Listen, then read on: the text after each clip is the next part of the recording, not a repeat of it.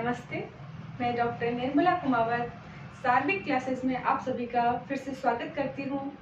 हम व्याख्या पढ़ रहे थे जो पिछले प्रश्न पत्रों में आई है। बीए द्वितीय वर्ष विश्वविद्यालय राजस्थान विश्वविद्यालय के सिलेबस का हम अध्ययन कर रहे हैं, जिसमें प्रथम प्रश्न पत्र जो बीए सेकेंड ईयर में लगा हुआ है उसके अंदर हमने अब तक जो व्याख्याएं देखी उसके अलावा एक और व्याख्या देख रहे हैं आज हम। पालन खेलत नंद ललन छलन बलि गोद ले ललन करती मोद गान है। आलम सुकवे पल पल मैया पावे सुख पोषति पीयूष सुकरत पय पान है। नंद सो कहत नंद रानी हो महर सत चंद किसी कल निबढ़त मोरे जान है। आई देख आनंद सो प्यारे कान्हा आनंद में आन दिन आन घड़ी आन छवि आन है। यह जो पद है, यह पद आलम कवि की रचना से उद्घृत है। बीए द्वितीय वर्ष में जो आलम कवि के पद आए हैं वो आलम केली रचना जो उनकी है उस रचना से लिए गए हैं। तो हम सबसे पहले, मैंने आपको पिछली क्लासेस में भी बताया था कि जब व्याख्या करते हैं हम किसी पद की तो सबसे पहला जो पॉइंट होता है वो क्या होता है? संदर्भ। तो इसके अंदर संदर्भ क्या होगा? इसका संदर्भ होगा प्रस्तुत पद्यांश हमारी पाठ्य पुस्तक रीतिकालीन काव्य संग्रह जिसके संपादक हेतु भारद्वाज है, उसमें संकलित आलम कवि की रचना आलम केली से यह पद उद्घृत है या फिर यह पद लिया गया है। फिर हम इसके अंदर दूसरी बात जो लिखते हैं वो लिखते हैं प्रसंग। इसके अंदर प्रसंग क्या होगा कि यह जो पद है, इस पद के अंदर श्री कृष्ण जो है उस श्री कृष्ण के सौंदर्य का चित्रण किया गया है और इसमें जो माँ यशोदा है, माँ यशोदा के द्वारा जो श्री कृष्ण के जो सौंदर्य है उस सौंदर्य को, उसके रूप को देखकर जो उसकी ममता है, जो उसका वात्सल्य भाव है, वह उत्पन्न जो होता है वह वात्सल्य भाव प्रस्तुत किया गया है। फिर अब अगला जो पॉइंट है उसके अंदर हम क्या देखते हैं? व्याख्या। व्याख्या में क्या आता है? इसके हम कठिन शब्दों को देखेंगे। वैसे इसमें कठिन कोई शब्द है नहीं, अपन पढ़ते जाएंगे और बीच में कुछ लगेगा तो हम डिस्कस कर लेंगे। पालन खेलत नंद ललन छलन बलि। पालन मतलब पालना, झूला। खेलत मतलब खेलता है। नंद ललन, नंद का लाल कौन है? श्री कृष्ण। छलन बलि, बलि अपन ने एक कथा किंवदंती सुनी होगी कि राजा बलि जिसको जो इंद्र भगवान, जो विष्णु भगवान थे, विष्णु भगवान ने छल से उनसे जो है 3 पग भूमि जो है वो मांग ली थी। तो यहाँ पे आलम कवि कहना चाहते हैं कि वो विष्णु भगवान जिन्होंने राजा बलि को भी छल लिया था, उनका ही रूप श्री कृष्ण रूप में नंद के लाल के रूप में, उनके पुत्र के रूप में उस पालने में खेल रहा है। गोद ले ललना करती मोद गान है।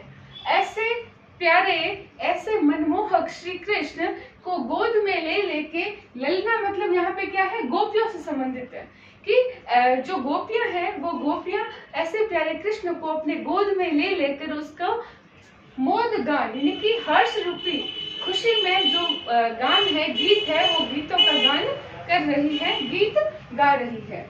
आलम सुकवि पल पल मैया पावे सुख।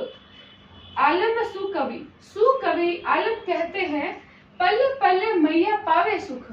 इन सभी स्थिति को देखकर जब गोपियां जो है श्री कृष्ण को लाड लडाती हुई गान करती है तो उस स्थिति को देखकर पल पल जो है, हर पल जो बीत रहा है उस पल को देखकर मैया जो यशोदा है वो क्या पा रही है? अंदर ही अंदर सुख की अनुभूति प्राप्त कर रही है। पोषति पीयूष सुकरत पय पान है। और इस प्रकार सुख प्राप्त करते हुए माँ यशोदा क्या करती है? पोषति, पोषति मतलब पालन पोषण करती है श्री कृष्ण का।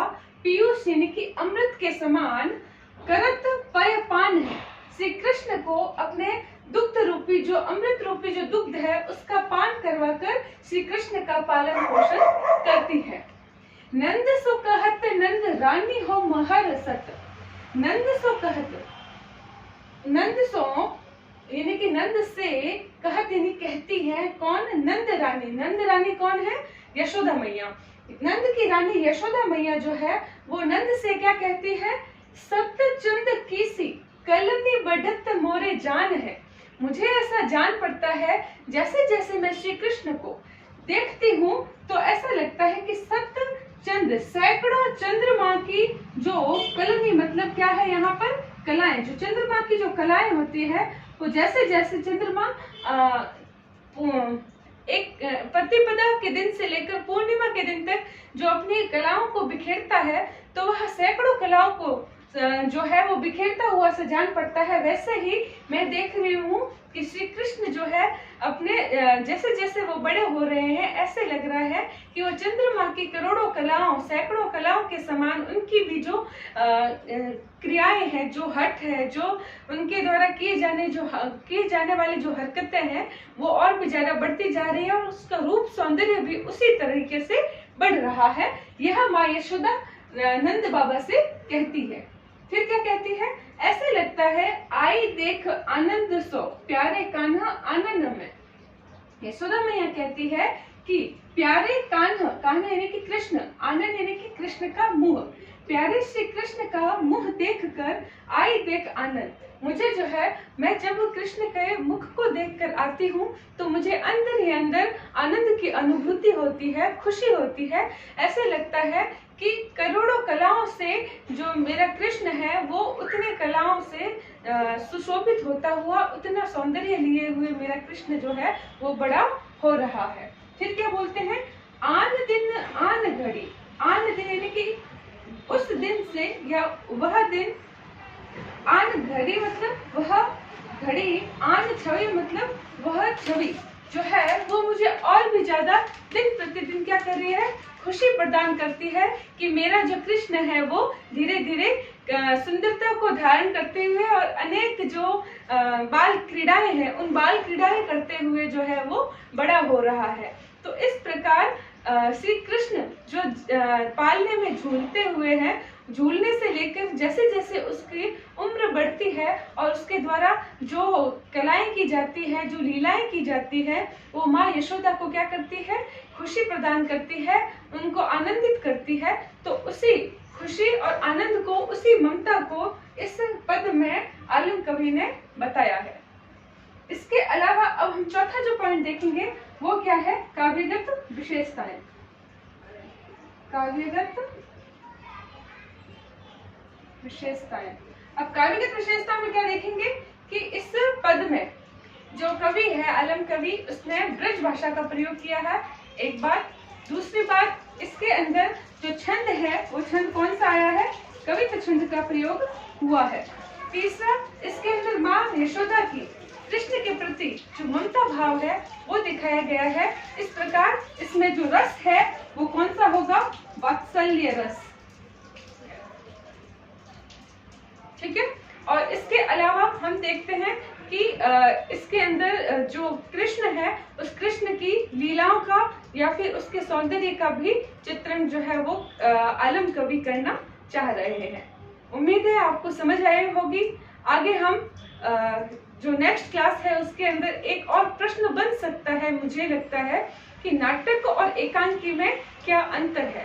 तो नेक्स्ट क्लास में हम पढ़ेंगे नाटक और एकांकी में अंतर।